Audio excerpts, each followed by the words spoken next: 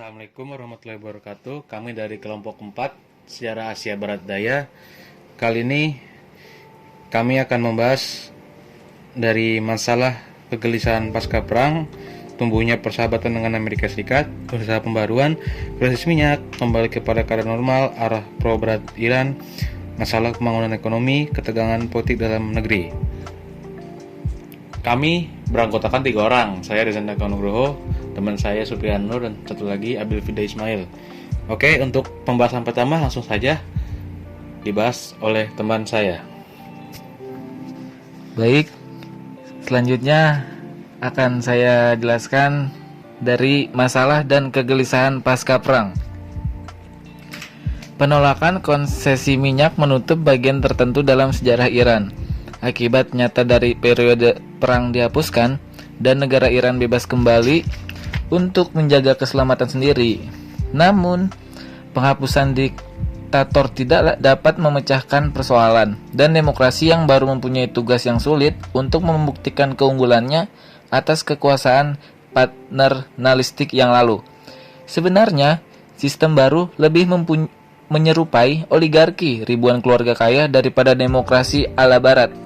Yang dibutuhkan negara ini ialah pembaruan yang cepat, tetapi parlemen tak dapat diharapkan berlaku sebagai alat perubahan yang radikal. Dalam situasi seperti itu, demi setahap, Tudeh muncul ke permukaan setelah kekalahan komunis di Azerbaijan. Gerakan ini diperkuat oleh blok nasionalisme ekstrim dari wakil-wakil dalam majelis yang dipimpin oleh Dr. Muhammad Mossadegh. Secercah harapan dalam gambaran yang suram ini timbul dari seorang anak muda, Muhammad Reza Pahlavi, yang tampaknya sadar sepenuhnya akan bahaya luar dan dalam yang mengancam negara Iran sendiri. Dan ia sangat ingin memperbaiki keadaan sosial dan ekonomi di negara tersebut. Namun tugasnya tidak mudah. Bila dia menganut kebijakan demokrasi yang benar dengan mengikuti keinginan parlemen, cita-citanya tentang pembaruan akan sia-sia. Bila ia berusaha sendiri, ia akan dengan sangat mudah dituduh sebagai diktator. Oleh karena itu, sah mengambil jalan tengah, yaitu jalan tengahnya ialah menyesuaikan diri dengan tugas monarki konstitusional. Tetapi, sementara itu, ia berusaha memperkuat posisinya. Dengan jalan ini, ia membawa suatu perubahan konstitusional yang penting. Tahun 1948, Majelis Konstituante memberikan senat yang mula-mula diberi wewenang oleh konstitusi tahun 1906 yang belum pernah didirikan. Keuntungan tindakan ini ialah bahwa sah berhak menunjuk 30 dari 60 senator, dan dengan demikian memperoleh suara yang lebih banyak dalam keputusan-keputusan parlementer. Sah juga mendukung tes buta huruf dalam pemilu. Gerakan yang dari luar tampaknya tidak demokratis ini sebenarnya sangat progresif, karena tes seperti itu akan menjamin pengaruh yang lebih besar terhadap pemilih dari kota yang lebih independen dan akan mengurangi kekuasaan pemilik tanah besar yang pemilihannya ke dalam majelis dipastikan oleh massa yang buta huruf dan kaum tani yang ekonominya bergantung pada mereka. Akan tetapi, proyek ini dikalahkan dalam parlemen. Sistem ekonomi memerlukan pembaruan yang radikal. Penarikan kembali pasukan asing menyebabkan pengangguran dan kecenderungan adanya deflasi. Bidang usaha sangat menderita, dan tahun 1949 Iran mengalami kebangkrutan yang membahayakan. Musim dingin yang berat pada tahun 1948 sampai 1949 menyebabkan kegagalan besar pada hasil panen, terutama di provinsi yang kaya, yaitu Azerbaijan dan Mazandaran. Biji-bijian dan buah-buahan adalah yang paling terkena. Akibatnya ialah pengurangan mendadak dalam ekspor buah-buahan, pembantaian ternak sapi oleh para petani, dan kelaparan. Pendapatan pajak sangat rendah. Pada tahun 1951, keadaan keuangan begitu parah sehingga pembayaran gaji untuk para pejabat pemerintah harus ditunda sampai 2 bulan. Keadaan demikian tentu saja menyebabkan keributan dan kaum ekstremis relatif mudah mendapat pengikut. Pada bulan April 1948, penguasa Iran harus mengambil jalan untuk menangkapi anggota Tudeh di provinsi utara. Pada musim semi 1948, Uni Soviet sangat menyalahkan Iran mengenai aktivitas tentara Amerika dan misi Gendarmerie yang bertugas agar Iran menjadi negara blok barat untuk operasi anti-Soviet. Persesuaian yang tumbuh antara Iran dan AS yang akan dibicarakan nanti di belakang membuat Rusia tersinggung. Hubungan Iran-Rusia makin memburuk. Radio gelap atau Azerbaijan bebas yang terletak di seberang perbatasan di dalam wilayah Rusia menyiarkan propaganda untuk melawan Iran dengan menjanjikan kebebasan dan keadilan bagi orang-orang Azerbaijan dan orang-orang Kurdi bila mereka melawan penguasa pemerintah yang menindas. Pers Soviet mempublikasikan sejumlah artikel tentang penindasan dengan berkali-kali menyebut pasal 6 Perjanjian 1921 yang gagal. Pasal ini akan diingat mengizinkan Rusia memasuki wilayah Iran dalam situasi tertentu. Pada waktu yang sama, penguasa Soviet menghalangi perjanjian seorang direktur Iran untuk bergabung mengoperasikan perikanan Laut Kaspia, kemudian melancarkan boikot ekonomi terhadap produk-produk ekspor Iran. Musim semi 1949, hubungan Soviet-Iran mencapai krisisnya. Pada 4 Februari 1949, seorang pengikut Tudeh berusaha membunuh Shah dan Shah mendapat luka ringan. Hari berikutnya, anggota Tudeh itu dinyatakan di luar hukum. Segera dilakukan penangkapan dan tanggal 2 Maret, 14 orang pemimpin komunis termuka diadili, termasuk Dr. Morteza Yazdi, mantan Menteri Kesehatan, Hussein Youdat, pemimpin pemuda Tudeh, dan Nur Adin Kianuri, pemimpin Serikat Buruh Tudeh. Pada bulan Maret dan April, pejabat Iran mengumumkan 3 bentrokan di perbatasan Iran-Soviet, di mana divisi lapis baja Soviet melakukan serangan mendadak ke dalam wilayah Iran. Iran bereaksi atas kampanye itu dengan 2 cara. Cara yang pertama, Iran mencoba membalas dengan menghidupkan lagi klaim atas emas dan mata uang yang menjadi utang Rusia pada Iran sejak tahun 1942. Iran juga meminta bayaran sebesar 10 juta US untuk pajak pabean dan lebih dari 1 juta untuk ongkos kereta api karena Rusia belum membayarnya kepada Iran. Selain itu, pemerintah berusaha untuk mengakhiri infiltrasi asing dengan mengeluarkan beberapa warga negara satelit dan mengancam akan mengusir 2 orang uskup agung Armenia yang dikenal sebagai agen Soviet. Dekret 27 Juli 1949 meningkatkan tindakan ini dengan menyatakan bahwa semua pemimpin kelompok agama non-muslim harus warga negara Iran dan hanya berusaha dengan masalah keagamaan. Cara yang kedua ialah pemerintah Iran mempertanyakan keabsahan perjanjian Iran-Soviet tahun 1921. Menurut berita pers, Iran menolak perjanjian ini dalam sebuah nota kepada Uni Soviet, tetapi tidak ditegaskan secara resmi. Lingkungan pejabat Iran berargumentasi bahwa Piagam PBB membuat tidak berlaku pasal 6 yang kontroversial dalam perjanjian itu. Dan dikabarkan bahwa Iran harus membawa soal penekanan Soviet kepada Dewan Keamanan. Hal ini tidak terwujud. Alih-alih, Duta Besar Iran di Washington, Hussein Allah, menyerahkan kepada Menlu Dan Acheson sebuah memorandum yang rinci berisi dokumentasi yang bersangkutan dan memohon dukungan AS. Pada 23 Maret 1949, Menlu Acheson membuat pernyataan di depan umum bahwa tuduhan Soviet bahwa Iran diubah menjadi pangkalan tentara Amerika semuanya salah dan dapat dibuktikan tidak benar. Ia menambahkan bahwa kepentingan Amerika dalam keamanan Timur Tengah, terutama di Yunani, Turki, dan Iran, sama sekali tidak dikurangi oleh perundingan NATO. Selanjutnya, ke slide berikutnya ialah tumbuhnya persahabatan dengan Amerika Serikat. Deklarasi yang penting ini berpuncak pada periode pertumbuhan persahabatan yang panjang antara Iran dan AS. Dalam melawan tekanan Soviet, Iran mengharapkan bantuan AS yang kekuatan militer dan ekonominya memberikan harapan kepada Iran.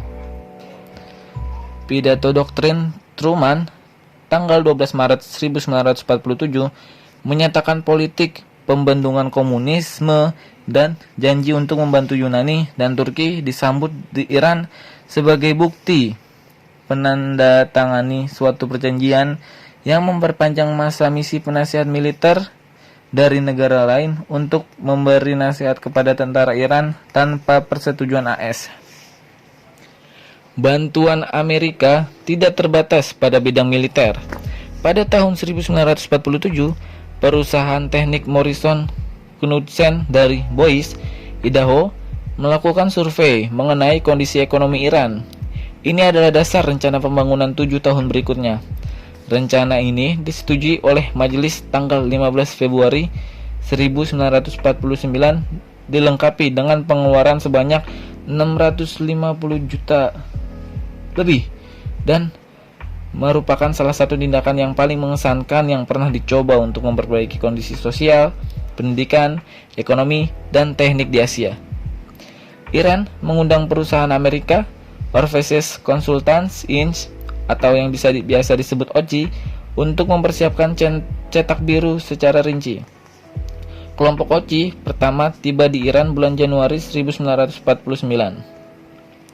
Kelihatannya ada pertanda baik ketika Kongres AS tanggal 6 Oktober 1949 mengesahkan RUU Bantuan Pertahanan Bersama yang dalam kerangka penerimaan umum 1 miliar dolar terdapat dana khusus untuk bantuan militer bagi Iran, Filipina, dan Korea.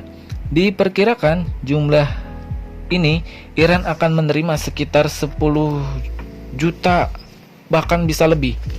Akan tetapi jumlah itu bagaimanapun terlalu sedikit untuk memenuhi kebutuhan militer dan ekonomi. Dalam pada itu, hubungan Soviet-Iran semakin memburuk. Seperti yang telah dikatakan di muka, dan Iran sangat membutuhkan keputusan yang dapat menenteramkan. Untuk mencari bantuan ekonomi dan militer tersebut, Shah Muhammad Reza mengadakan lawatan ke AS. Ia tiba 16 November 1949 dan mengadakan kunjungan ke kenegaraan Washington, mengucapkan selamat pada PBB di leg sukses, dan mengadakan perjalanan muhibah selama 6 minggu ke seluruh negara. Dilihat dari luar, muhibah ini sangat berhasil. Muhammad Reza dapat menarik publik Amerika karena pesona dan kerendahan hatinya. Universitasnya, Columbia, membuka pusat studi Iran, dan dibuatlah rencana penyiaran ulang program suara Amerika melalui radio Teheran.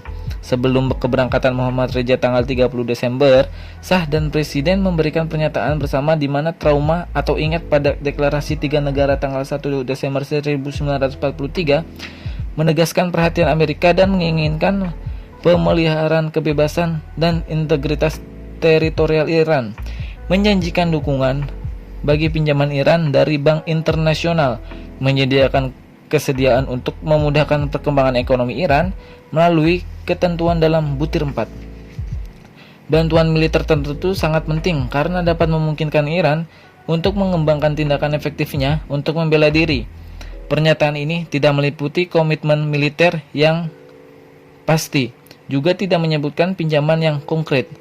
Dari pandangan ekonomi dan militer, kunjungan itu tidak berhasil, dan Iran tidak menyembunyikan kekecewaannya. Shah yang tiba di AS dengan pesawat kepresidenannya Independence menolak tawaran sebuah pesawat resmi untuk kembali ke Iran, dan sebagai gantinya ia naik pesawat Belanda. Alasan sikap bungkam Amerika mudah diketahui. Tahun 1949 adalah tahun kekalahan Chiang Kai-shek di Cina dan jatuhnya Kuomintang. Walaupun dengan bantuan Amerika, mengejutkan pendapat umum di Amerika, keyakinan yang teguh terbentuk di Washington bahwa sementara bantuan bagi Eropa Barat digunakan dengan baik, bantuan keuangan bagi pemerintah-pemerintah di Asia korup terbuang sia-sia. Ini berarti bahwa jika tidak mengambil tindakan pembaruan dan tidak menyingkirkan unsur-unsur pemerintah yang tidak diinginkan, Iran tidak dapat banyak mengharapkan dari AS. Ini adalah apa yang disampaikan oleh Duta Besar Amerika, John Will, 1948 sampai 1949 kepada pemimpin Iran. Lanjut di slide berikutnya, usaha pembaruan. Karena terkesan oleh kegagalan yang menimpa Cina dan peringatan Amerika, Shah kembali ke Iran dengan tekad untuk membersihkan pemerintahnya dan untuk mengadakan pembaruan yang sangat diperlukan. Lalu, tahun 1950 adalah tahun pembaruan pemerintah, sosial, dan ekonomi untuk membuktikan kepada Barat bahwa Iran patut mendapat bantuan. Bulan Februari, Shah mengalihkan kekayaan kerajaan kepada organisasi kekaisaran untuk kesejahteraan sosial untuk dibagikan kepada para petani miskin dengan syarat-syarat yang ringan. Sementara itu, tekanan Soviet diperbarui dengan tekad ingin membentuk kabinet yang akan mendukung rencana pembaruannya. Shah, bulan Juni 1950, mengangkat Jenderal Ali Razmana sebagai Perdana Menteri. Tugas Razmana ialah membasmi korupsi, meneruskan rencana 7 tahun pembaruan, dan membuktikan dengan tindakannya bahwa Iran mengikuti cara baru. Pengangkatannya bertepatan dengan pengangkatan Henry F. Grady sebagai Duta Besar AS di Iran. Grady terkenal dengan sebutan anjing penjaga bantuan Amerika pada Yunani dan dianggap sebagai duta besar yang beroperasi, yang akan mengawasi bantuan ekonomi yang diharapkan terhadap Iran. Sebenarnya, ia membawa 3 orang ekonomi dari Deparlu yang kehadirannya merupakan pertanda baik dari perhatian Amerika. Guna memperoleh bantuan AS lagi, Shah dan Perdana Menterinya yang baru berusaha keras untuk mendorong pembaruannya. Pembersihan dilakukan sampai di daerah-daerah provinsi sehingga berhasil menjaring dan memecat 400 pejabat. Kemudian, Komisi Anti Korupsi Kekaisaran menyodorkan daftar 500 nama pejabat yang terlibat dalam korupsi. Tindakan ini mendapat dukungan rakyat meskipun banyak menerima tantangan dari kalangan politik yang berpengaruh. Pada bulan September datang, pinjaman dari Bank Ekspor Impor Washington yang hanya sebesar 25 juta dolar, pemohonan pinjaman yang lebih besar ditolak, baik oleh pemerintahan AS maupun oleh Bank Dunia. Iran tentu kecewa sekali. Dalam beberapa wawancara dengan koresponden Amerika, Shah terang-terangan menyatakan kekecewaan dan keheranannya. Mengapa Amerika selalu memberi bantuan pada negara-negara poros, sementara menolak bantuannya kepada sekutunya? Iran, perasaan nanti AS meledak ketika anggota majelis 4 Oktober mempertanyakan mengapa Iran menghiraukan AS. Wakil itu juga mempermasalahkan aktivitas OCI yang mahal dan bertanya apakah benar atau tidak AS telah membiayai pembangunan kereta api Iran pada masa perang.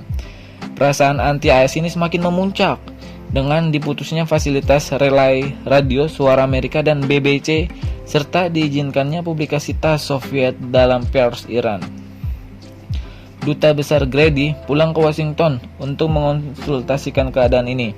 Dengan demikian, rencana pembangunan 7 tahun mengalami kemacetan karena kekurangan dana. Hal ini memperpanjang napas perekonomian Iran sesaat. Soviet juga menawarkan berbagai perundingan seperti mengenai sengketa perbatasan, pengembalian emas Iran, dan pembebasan pengawal perbatasan Iran yang ditahan oleh Soviet. Semua rayuan ini berganti-ganti seperti biasa dengan ancaman. Pada 20 Desember, Razmana mengatakan kepada pers tentang peningkatan kewaspadaan garnisun perbatasan Iran karena ada bahaya bagi integritas wilayah negara. Meskipun demikian, perundingan Iran-Soviet dilangsungkan dan pada pertengahan Desember, 10 orang pemimpin Tugeh yang telah diadili dilepaskan dari penjaga Iran oleh beberapa perwira Iran dan dilukiskan sebagai operasi penculikan. Oke, baik, terima kasih Saudara Sufianur. Sekarang saya Reza Eka Nugroho akan melanjutkan ke pembahasan selanjutnya, yaitu krisis minyak.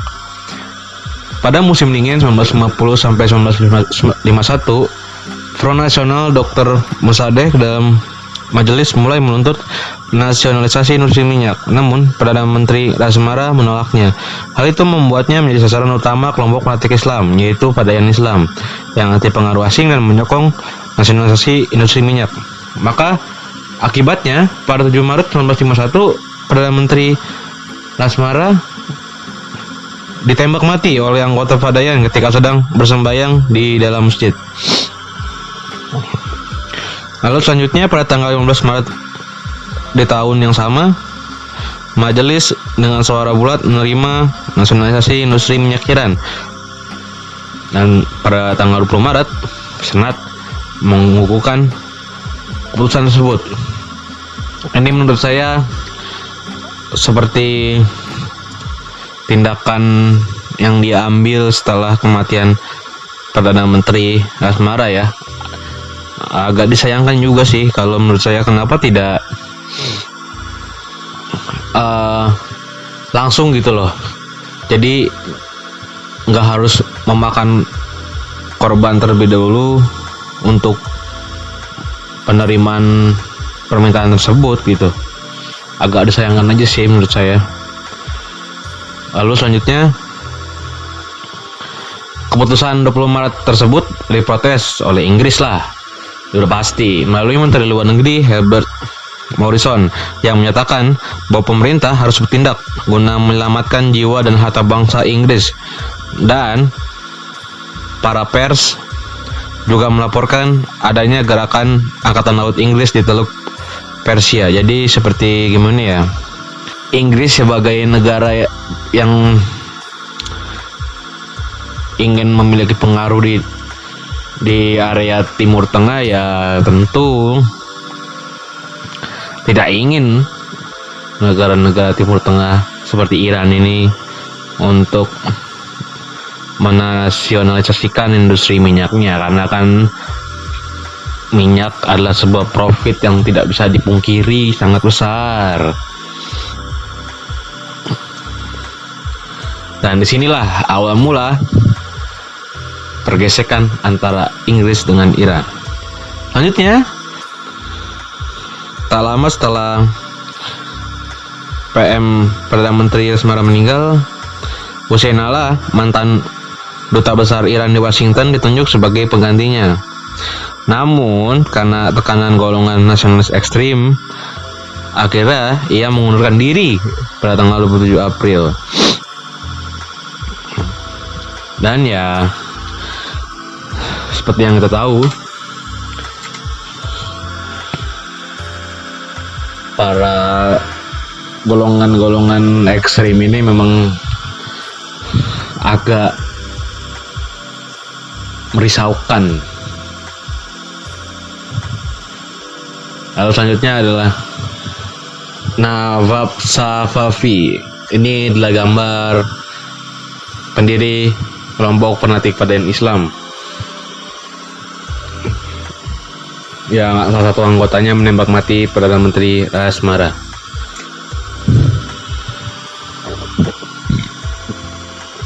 Satu hari setelahnya, yaitu pada tanggal 28 April, Mossadegh dilantik sebagai pengganti.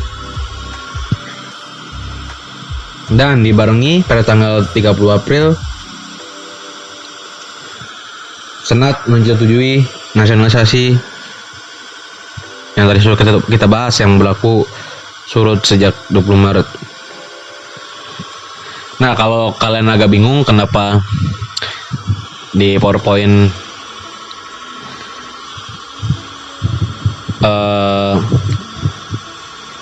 Raja Reza Pahlavi ini punya panggilan Shah gitu, jadi biar kalian tahu gitu, ada gelarnya gitu.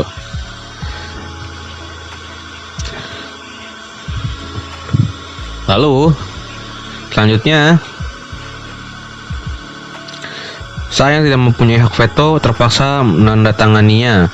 Mossadegh kemudian diketahui sangat menentang segala bantuan asing, termasuk bantuan misi militer angkatan termasuk bantuan misi militer Amerika Serikat untuk Angkatan Darat Iran.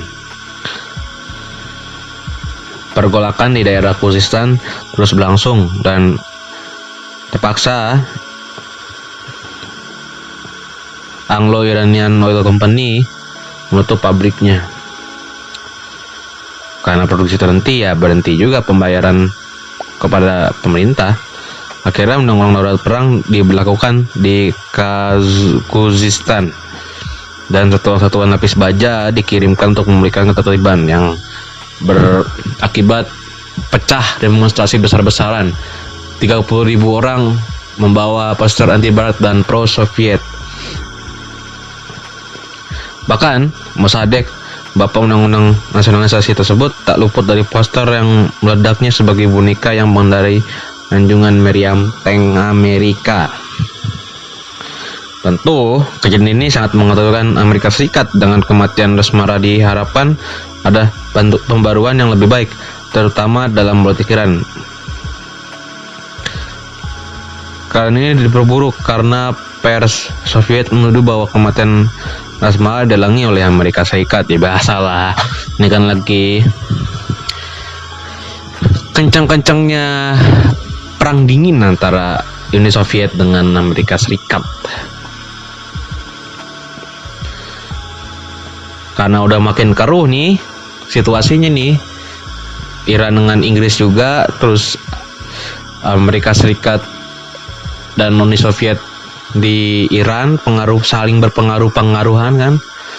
Akhirnya pada bulan April, membantu Menteri Luar Negeri atau Menlu George Mackey dan Dubes Inggris di Washington yang bernama Sir Oliver Franks mengadakan serangkaian konferensi untuk meninjau krisis Iran ini nih. Amerika Serikat akhirnya berpendapat bahwa nasionalisasi itu tidak dapat dicari kembali, namun mengharapkan penyelesaian secara bersahabat di antara kedua pihak.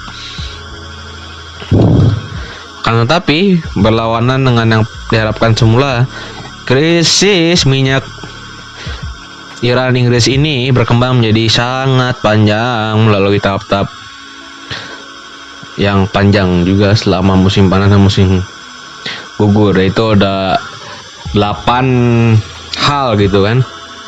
Oke, akan saya jelaskan satu persatu. Yang pertama adalah setelah mendapat banyak tekanan dari kedutaan Inggris, pemerintah Iran setuju menerima misi yang terdiri dari atas beberapa direktur AIOC, Anglo-Iranian Oil Company, pada pertengahan Juni. Dalam hubungan itu, Iran menuntut agar semua pendapatan perusahaan tersebut sejak 20 Maret dialihkan kepada pemerintah dan 25% sebagai jaminan terhadap tuntutan perusahaan. Tapi permintaan ini ditolak oleh perusahaan. Usul balasan perusahaan juga ditolak oleh Iran. Jadi saling tolak-tolakan gitu adalah perusahaan dan pemerintah dengan perusahaan gitu. Lalu yang kedua, pada 26 Mei pemerintah Inggris membawa masalah ini ke Mahkamah Internasional di Den Haag. Pada 5 Juli Mahkamah mengumumkan keputusan sementara agar kedua pihak memelihara status quo sambil menunggu pemecahan akhir sehingga produksi minyak tidak terganggu. Ya, Iran menarik diri sebagai penandatanganan konvensi itu.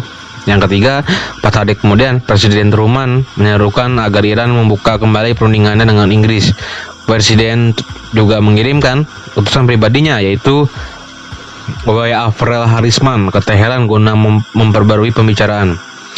Yang keempat, ini udah mulai tengah-tengah nih. Setelah kunjungannya ke Teheran, lalu teruskan ke London, Harisman berhasil membujuk kedua pihak untuk membuka kembali perundingan. Kali ini misi pemerintah Inggris yang non korporasi ya tiba di Teheran. Misi ini diketuai Sir Richard Erstock, Lord Privy dan 2 orang menteri kabinet lainnya sebagai anggota. Yang kelima, dalam pembicaraan dengan Iran pada 6 sampai 22 Agustus, jadi hampir sebulan ya, di bulan Agustus, Inggris menyatakan siap menerima prinsip nasionalisasi asal mendapat kompensasi yang sepadan, serta asal Iran menyewa perusahaan Inggris untuk menangani segi-segi produksi. Iran menuntut kebebasan dalam memilih teknisi Inggris secara individu dan bukan sebagai unit yang terorganisasi. So ini diterima oleh Inggris dengan syarat diangkat pemimpin umum Inggris sebagai eksekutif pengawas. Ya, balasannya Iran menolak. Dan perundingan pun gagal maning.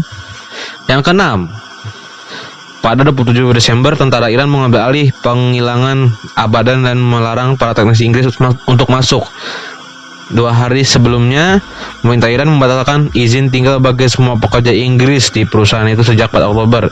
Pada 3 Oktober, pemerintah Inggris lebih dulu mengungsikan 3 anggota personel perusahaan yang masih ada. The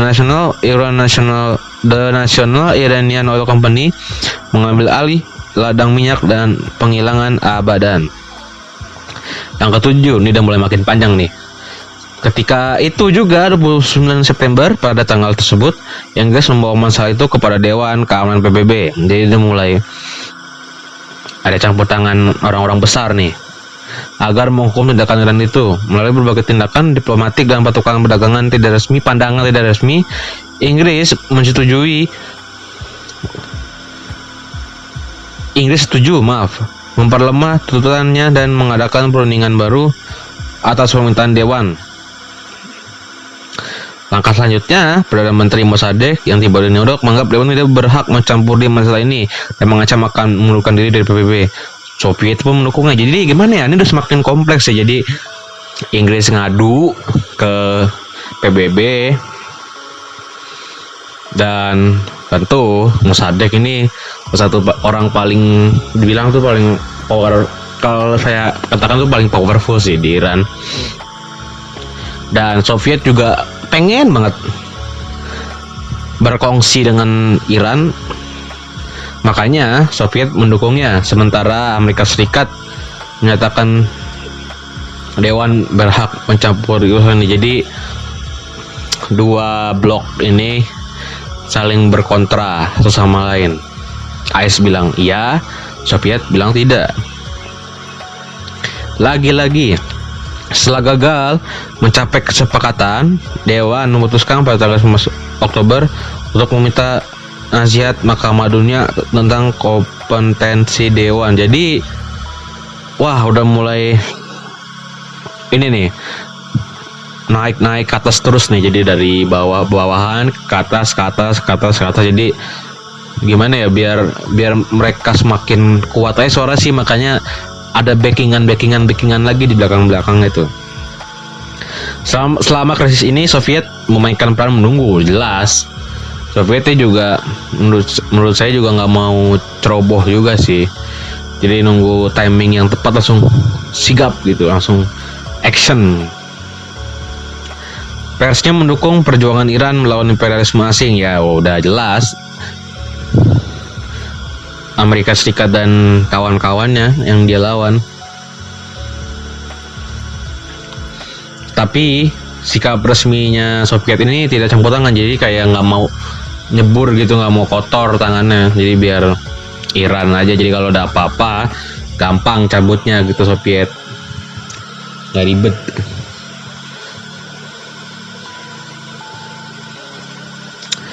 Dan pada 8 Mei, Partai Today udah makin berani nih, partai yang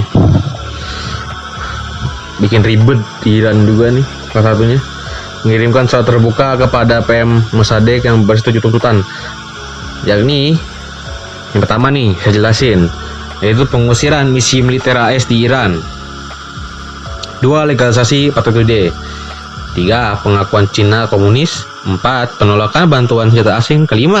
Pembebasan tahanan politik. Dan 6. Penghentian undang-undang darurat perang ladang minyak sebelah selatan. Dan terakhir, nasionalisasi ladang minyak Bahrain, di mana Bahrain Petroleum Company milik AS memproduksi 10 juta barel minyak per tahun. Nah, ini nih wajah dari sang Perdana Menteri Mossadegh. Dengan segala polemik yang mendalam Iran menjelang akhir 1951, posisi Iran makin sulit karena bersitegang dengan Rusia, Inggris, dan AS. Jadi udah makin puyeng dan makin ruwet nih. Udah mah kecot sama Inggris, udah sama Amerika Serikat nggak setuju banget. Terus udah gitu banyak golongan-golongan di dalam Iran yang lebih pro Soviet, tetapi ada tapinya nih, berseterukan juga sama Rusia. Nanti bakal dijelaskan lagi di depan-depannya, oke? Nah, ini dari 1951 sampai Maret 1952 banyak wakil-wakil Bank Dunia berkunjung ke Iran untuk memberi saran, namun tidak berhasil. Pemerintah Amerika pun dan Inggris pun juga mencoba mendekati Iran, tapi gagal juga. Bahkan badan-badan internasional pun seperti Dewan Keamanan dan Mahkamah Internasional juga sampai angkat tangan, coy. Udah nggak kuat ya buat nanganin masalah Iran, udah terlalu pusing. Dan selanjutnya pada Januari 1952 hubungan Iran dan Inggris makin buruk. London membatalkan semua perjanjian bantuan kepada Iran dan melarang segala ekspor ke negeri itu. Mungkin bisa dibilang kayak embargo gitu kali ya. Iran juga membalas dengan menutup semua lembaga kebudayaan Inggris di negaranya, dan dibalas lagi, Inggris menutup semua konsulatnya. Akhirnya setelah saling balas-membalas nih, Perdana Menteri Mossadegh memutuskan untuk putusin hubungan diplomatik dengan Inggris. Udah makin puyeng lagi nih.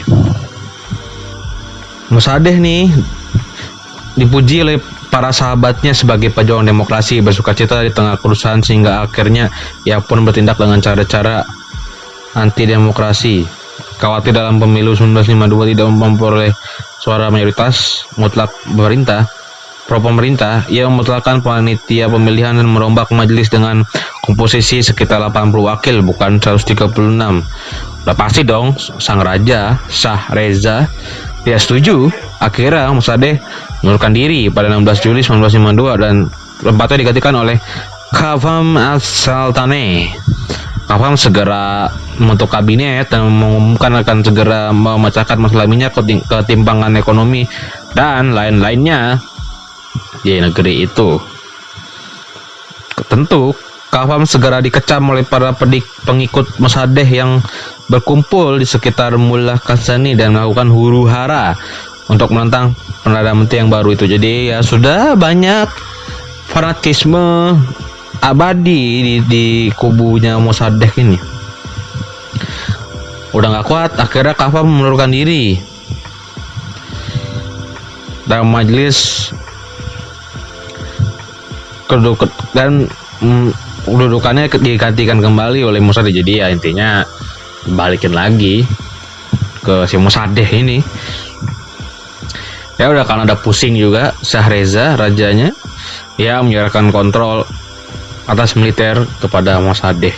Jadi serada tuh Mossadegh tuh yang menetralkan kondisi negara. Nah ini nih foto dari Perdana Menteri Qavam as-Sultaneh. Yoi. Oke, selanjutnya Mossadegh kan nih udah punya kuasa lagi nih. Sekarang dia bebas untuk memaksakan segala kebijakannya. Dia pun segera mengeluarkan dekret land reform untuk mendukung reformasi sang raja dan memecahkan urusan ekonomi dalam negeri. Namun juga krisis minyak tetap mempengaruhi keadaan ekonomi secara menyeluruh. Jurang antara kebutuhan dan pendapatan makin lebar. Pergolakan pun makin meluas. Bahkan jaringan koalisi Mossadegh yang heterogen itu pada mulai 1953 bulan Januari mulai pecah kongsi. Ya, udah mulai ribet nih. Dan Mossadegh mengajukan perpajakan sekutuan lagi kekuasaan. Jadi dia pengen, ya biasa lah, tipikal orang-orang tidak puas berkuasa. Namun Mullah Kashani dan Hussein Maki, anggota Teras Front Nasional dan pahlawan Abadan, menantangnya. Walau akhirnya Mossadegh menang, ya biasalah, Mossadegh dikucilkan dari mayoritas para sahabat politiknya setelah tadi kan sebelumnya kan didukung kan karena si Mossadegh dikatakan sebagai pejuang demokrasi dan bla bla bla bla bla. Karena udah kepalang nyebur, udah kepalang basah. Iyalah lu buset, ini tindakannya agak-agak gimana ya? Nyatakan pembubaran parlemen secara resmi 12 Agustus, buset, dibubarin boy, gila. Tentu sang raja nggak terima lah, sah, marah, lalu memutuskan untuk memberhentikan Mossadegh dan menggantikannya dengan Jenderal Fazlollah Zahedi. Orang ini nih di kedepannya nanti akan saya ceritakan bahwa ini orang juga salah satu yang saling berpengaruh satu sama lain gitu. Mau Mossadegh mau Zahedi, orang ini sangat berpengaruh. Tetapi posisi Mossadegh masih kuat dukungan militernya. Kepergian pemecatan Mossadegh oleh sang raja juga nggak diraukan. Nah udah pusing kali ya, si sang raja akhirnya pergi sendirian ke Baghdad, kemudian ke Roma. Udah puyeng kali dia ya. Lagi nyari udara segar dulu kali. Kepergian rajanya ya menimbulkan gelombang demonstrasi hebat di tanahnya di Teheran. Ya gimana sih, raja cabut, negara udah kacau balau begini dan dengan segala macam polemiknya dengan negara-negara luar. Ya, terutama dengan komunis yang udah nggak senang sama sistem kerajaan, kekacauan makin parah nih dengan turunnya Hussein Fatemi ke jalan memimpin para demonstran agar sistem kerajaan dihapuskan. Namun kekacauan itu tidak berlangsung lama. Jenderal Zahedi memblokade kota dengan tank dan tentara lengkap. Biasa kekuatan militer langsung turun. Ya, kalau udah kayak gini mah Mossadegh udah bisa apalah. Ya, lagian juga Perdana Menteri ini punya background yang berbeda sih. Kalau Perdana Menteri Zahedi ini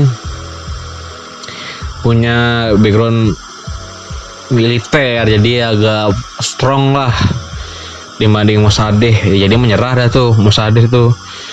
Nggak lama setelah negara aman kembali, udah beres nih ceritanya nih kerusuhan negaranya, rajanya pulang nih ke negaranya dengan senyum kemenangan. Dengan demikian era Mossadegh pun berakhir. Nah ini nih si Jenderal Fazlollah Zahedi nih fotonya nih. Oke, pembahasan selanjutnya adalah kembali kepada keadaan normal. Jadi salah satu tindakan pertama yang dilakukan oleh Jenderal Zahedi ialah meminta bantuan keuangan dari AS. Namun AS pun segera menyambutnya karena kan sebelumnya kan kalau Mossadegh yang minta kan ditolak. Nih, udah ada bau-bau nih berpindah haluan nih kayaknya ini. Dengan bergantinya Perdana Menterinya. Langsung dah tuh uang sebesar 45 juta US dollar dan program bantuan teknik AS sebesar 23 juta 400 ribu dolar dikirimin tuh. Bantuannya tuh disetujuin dah.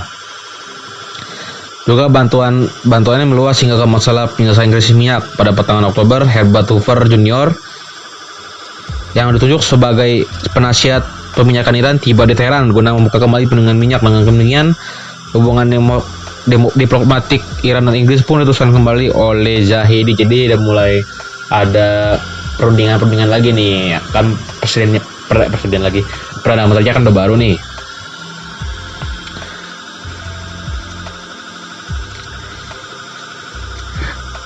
Dan dengan Perdana Menteri yang baru, pemerintah Iran juga akhirnya ingin menuntaskan masalah ini dengan secepat-cepatnya, sebaik-baiknya. Namun nggak bolehlah mengabaikan opini umum yang tidak menghendaki kembali Inggris.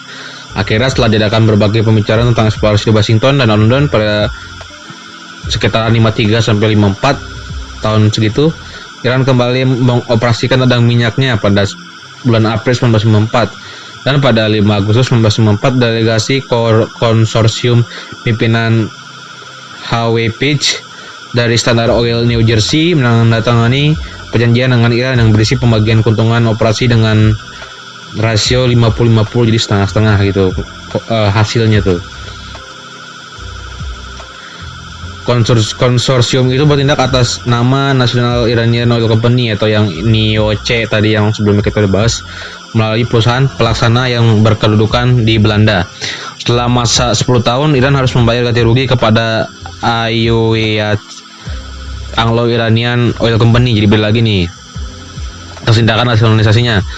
Atas kesepakatan ini, AS memberikan bantuan 45 juta dolar yang disebut di atas yang tadi itu ya, yang barengan sama 23.400.000 guna menyelamatkan perekonomian Iran yang sudah terjun payung parah untuk pengoperasian kembali dan minyaknya. Sementara mengupayakan normalisasi hubungan dengan Iran dan Inggris dan hubungan Iran dengan Inggris dan AS, Iran mencoba berpaling kepada Uni Soviet. Soviet nih biasalah menawarkan penyelesaian masalah keuangan dan masalah perbatasan. Dengan tidak memandang sifat tujuan Soviet, Perdana Menteri yang baru nih, Zaidi, setuju mengadakan perundingan dengan harapan Soviet mengembalikan 11 ton emas kepada Iran. Jadi pernah ngutang nih Soviet nih sama Iran nih. Tadinya para pengamat merasa skeptis terhadap konsekuensi Soviet mengenai perundingan tersebut. Akan tetapi pada 1 Juni 1955 di Moskow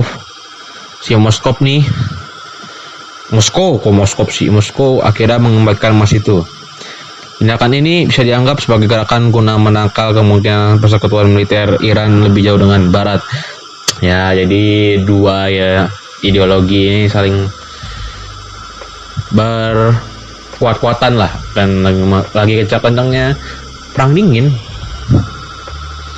Di dalam negeri, Perdana Menteri Zaidi memusatkan perhatiannya pada perbaikan tata tertib dan keamanan yang telah parah akibat pemerintah sebelumnya.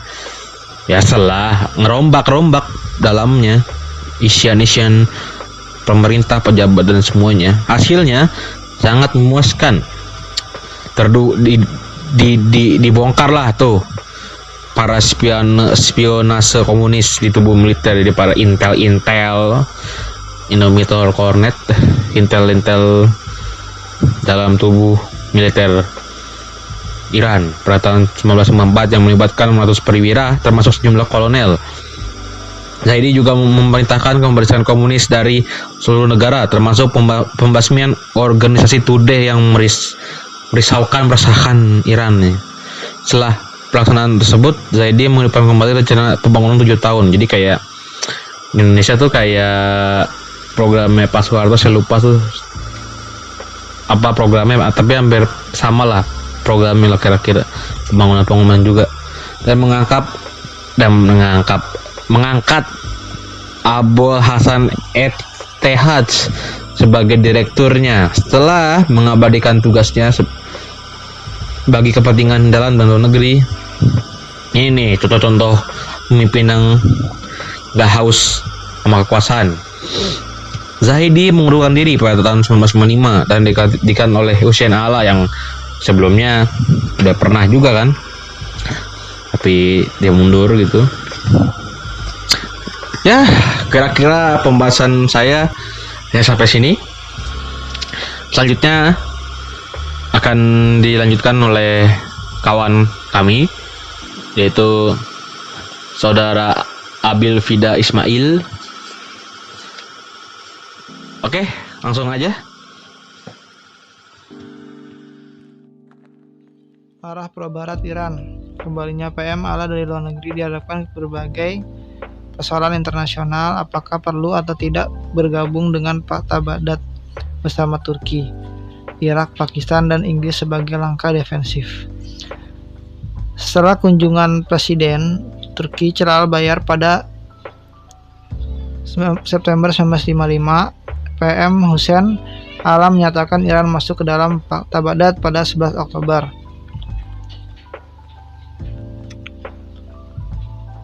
Setelah itu, Shah dan pemerintahnya sudah pasti menentukan arah kebijakannya dalam pola hubungan Timur Barat, di mana ia senantiasa berlindung di bawah payung militer Barat.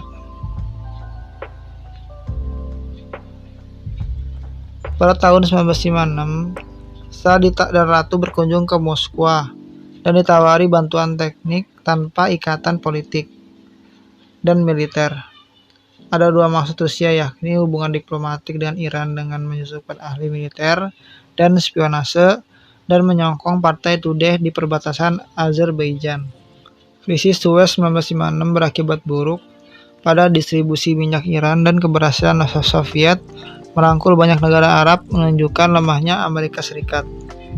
Doktrin 1957 dari Eisenhower sebagai cenderung meningkat keamanannya dan sebagai bukti meningkatnya perhatian AS terhadap pertahanan Timur Tengah. Para penguasa Iran merasa khawatir melihat perkembangan revolusi di Irak Juli 1958 yang menggulingkan monarki dan timbulnya kerusuhan komunis. Tujuan dari doktrin Eisenhower adalah untuk mencegah kesatuan Soviet menyebarkan komunisme di seluruh Timur Tengah. Lalu ada doktrin Eisenhower menjanjikan kebantuan pertempuran ekonomi dan ketentaraan AS kepada mana-mana negara Timur Tengah yang menghadapi serangan bersenjata, dan diadopsi pada tahun 1997. Doktrin Eisenhower adalah aspek penting dalam dasar luar AS di bawah pemerintahan Presiden Dwight D. Eisenhower. Revolusi Irak pada bulan Juli 1998 membuat Iran harus menyadarkan nasionalisme positif di negaranya. Nasional positif berarti mempengaruhi Barat tampak memudar di Timur Tengah. Nasionalisme positif berarti meningkatkan kepentingan nasional Iran melalui ikatan kerjasama timbal balik secara positif dengan negara-negara tetangga dalam rangka menjaga kemerdekaan dan pembangunan ekonomi serta pertahanannya dari serangan luar. Menlu Duras berjanji di London pada tahun 1958 untuk membuat perjanjian pertahanan bilateral dengan negara-negara itu, namun belum juga perundingan selesai, Rusia kembali menekan Iran agar meninggalkan blok Barat. Soviet menjanjikan bantuan tak terbatas bila Iran meninggalkan perjanjian dengan Barat. Hal itu dikemukakan oleh wakil Menlu Soviet yang berkunjung ke Teheran Februari 1959. Tujuannya ialah membuat perjanjian non-agresi dan bantuan ekonomi dengan Iran, termasuk hak Soviet untuk mengirim tentara ke Iran sesuai dengan perjanjian Soviet tahun 1921. Pada Maret tanggal 4 1959, perjanjian AS Iran ditandatangani sehingga AS kini bertanggung jawab atas keamanan Iran dalam menghadapi agresi luar. Hal ini mendapat kecaman pedas dari Soviet. Di samping itu, Soviet banyak melakukan teror terhadap semua yang berbau Iran. Apalagi Soviet dapat merangkul Irak sehingga Iran yang dikuasai Partai Komunis pun melakukan propaganda anti-Iran. Nasser dari Mesir mengumandangkan politik pembebasan. Iran merasa tersudut karena sistem negaranya adalah monarki lama, sedangkan negara-negara penyerukan Orde Baru, revolusi, dan nasionalisme. Akibatnya, Iran menjalin hubungan dengan Israel. Pada 23 Juli 1960, Iran menyatakan dan akan mengirimkan perwakilan diplomatiknya ke Israel. Pernyataan ini diproses oleh negara-negara Arab, terutama Mesir, yang langsung memutuskan hubungan diplomatiknya dengan Iran. Perang urat saraf pun terjadi. Propaganda saling menuduh dan menjelekkan meningkat menjadi beberapa insiden yang merenggut jiwa. Masalah pembangunan ekonomi.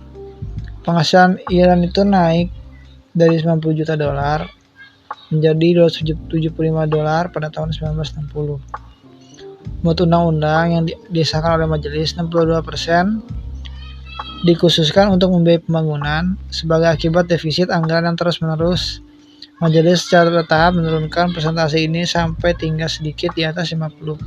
pada tahun 1960. Meskipun penurunan anggaran ini besar, jumlah yang dibayarkan pada Pan Organization sangat besar.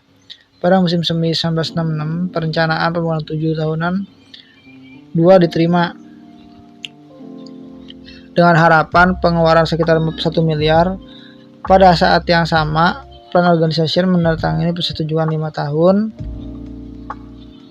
dengan Development and Research Corp, suatu perusahaan Amerika yang dipimpin oleh David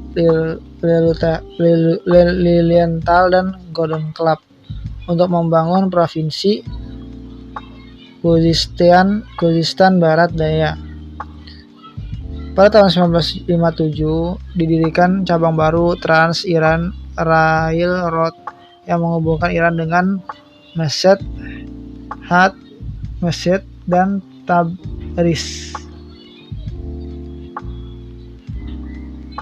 Dengan didirikannya cabang baru yang menunjukkan suatu kemenangan yang penting dan konkret yang memungkinkan membawa keuntungan bagi Azerbaijan dan Khorasan, dan jika tentunya bagi seluruh negara.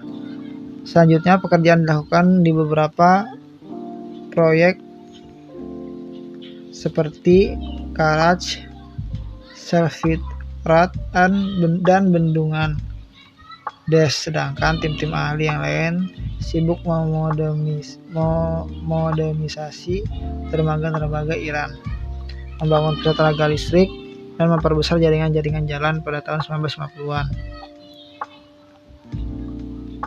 Iran meminta dan mendapat bantuan dana dari AS dari Bank Dunia sebesar $42 juta untuk proyek Sungai Des. Untuk melancarkan perjanjian itu, UU Mossadegh 1944 harus diterima. Di lain pihak, pemerintah menargetkan untuk menambah keuntungan dari minyak dengan suatu persetujuan dengan perusahaan-perusahaan asing non-konsorsium. Untuk melancarkan perjanjian itu, pembatasan undang-undang yang telah ada harus diterima pada bulan Juli 1955.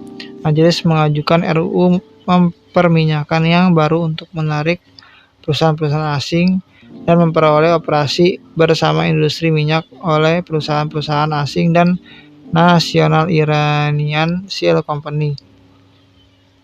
Dalam waktu singkat, National Iran mengadakan kontrak dengan Italia semi swasta yang dikenal Iran Italian Petroleum Co., yang harus dibangun untuk eksplorasi dan eksploitasi di Laut Teluk Persia. Pada tahun 1958, Iran membuat kontrak yang sama dengan perusahaan-perusahaan Amerika dan Kanada yang independen, yaitu 75/25% bagi keuntungan Iran. Dan dengan demikian melanggar prinsip bagi hasil 50-50 yang dibuat oleh perusahaan lama di Timur Tengah. Akan tetapi harus dikemukakan bahwa rumus yang kelihatannya lebih menguntungkan itu menimbulkan pengeluaran yang sama. Namun lama-kelamaan persetujuan kontrak yang baru itu memberikan keuntungan yang potensial bagi kas negara. Sementara kemajuan berangsur-angsur dalam sektor pembangunan dengan meningkatnya pendapatan nasional. Sebagian besar penduduknya hidup pada taraf yang rendah.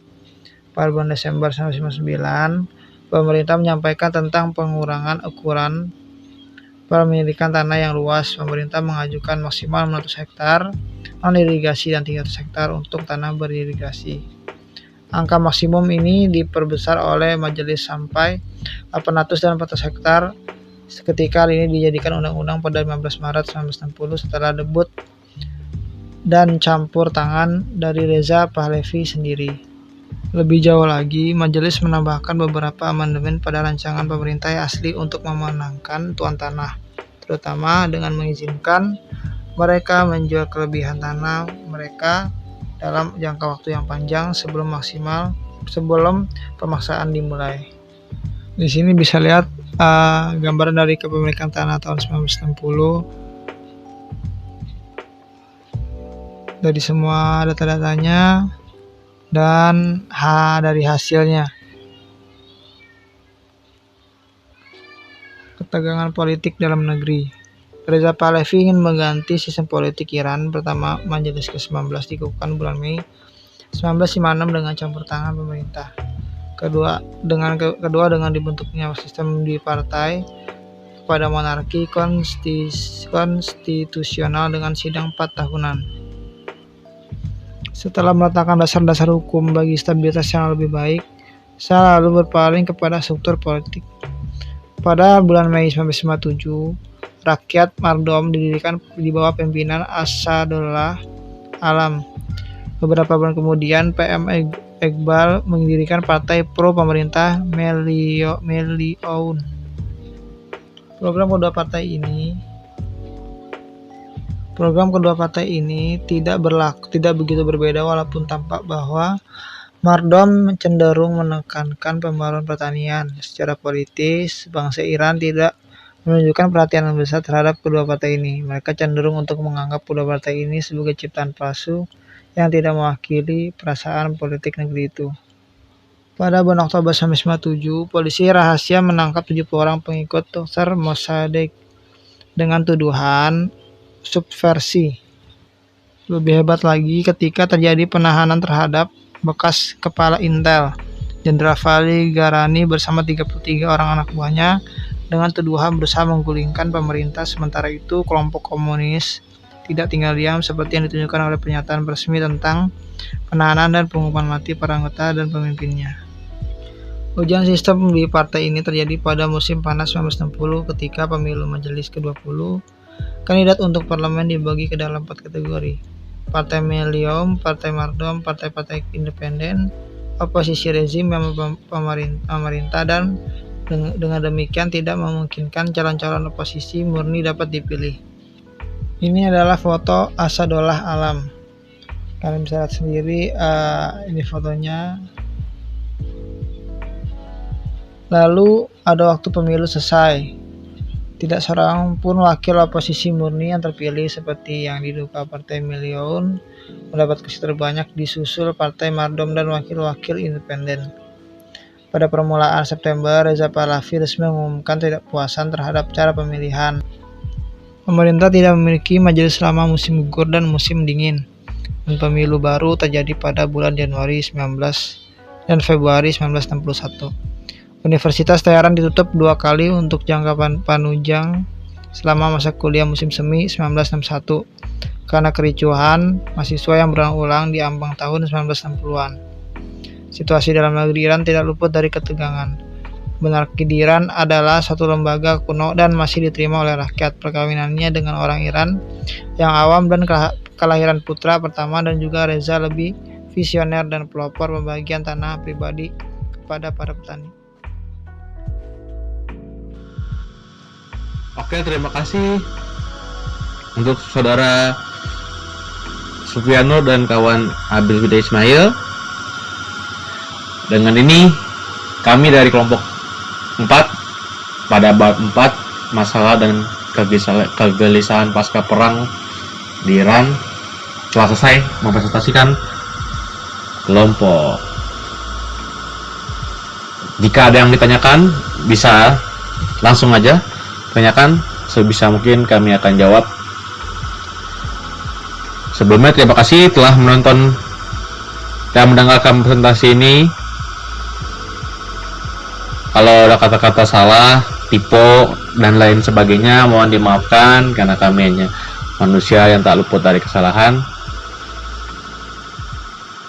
Dan wassalamualaikum warahmatullahi wabarakatuh.